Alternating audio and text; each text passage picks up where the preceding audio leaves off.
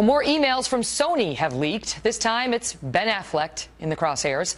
The movie star was featured on the PBS show Finding Your Roots, which digs up interesting facts about the ancestry of famous people. When it was Affleck's turn, the show's researchers discovered that one of his ancestors was a slave owner. Ben wasn't having it. The leaked emails show that Ben tried to get host Henry Louis Gates Jr. to remove the slave owner ancestry from his family tree. Gates complained to his boss that the removal would be against PBS rules, and that at least 4 guests in the series have already revealed slave owner ancestors. But PBS, Henry Louis Gates in particular, it appears, caved. They did reveal, however, that Ben Affleck had another relative who fought in the Revolution. And how proud Mr. Affleck was of that. This means he enlisted in the Revolutionary Army in 1776? That's right. Your 6th great-grandfather volunteered to serve in the Patriot Army. Wow. He fought, Ben, in the American Revolution. Wow. That is incredible.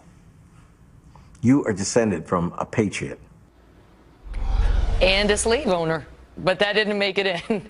Ben Shapiro is editor-in-chief of Truth Revolt and radio host for KTTH in Seattle.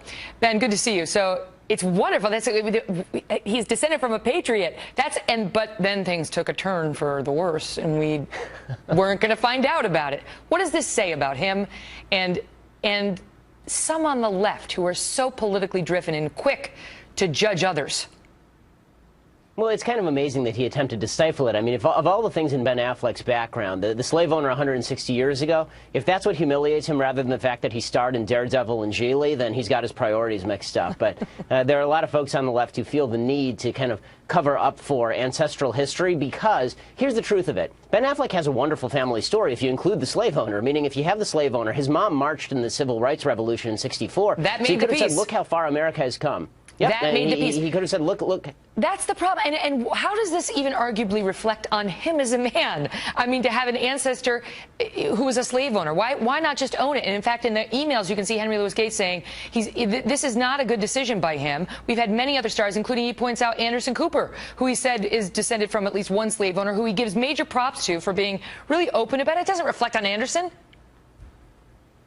No, I mean, Anderson Cooper came out and he said that he felt bad that he had an ancestor that was a slave owner, but the country had changed. If you're far enough left, if you're a devotee of Howard Zinn, which Ben Affleck is, and you believe that America bears collective guilt for all the sins of the past and there is no repentance, then of course you would attempt to escape that collective guilt by saying, well, my ancestors were never a part of that. That really is the only logical reason behind this, because, look, there's nothing to be ashamed of that your ancestors did things that are wrong. Pretty much everybody's ancestors did things that were bad. That's the point. We've progressed beyond that, and if Ben Affleck can't see that, then that's the real tragedy in all of this. I mean, aside from the fact that he was in Reindeer Games and has been cast as Batman, which is its own tragedy. Okay, but I think you're really giving short shrift to Good Will Hunting and Gone Girl, which just came out and was excellent.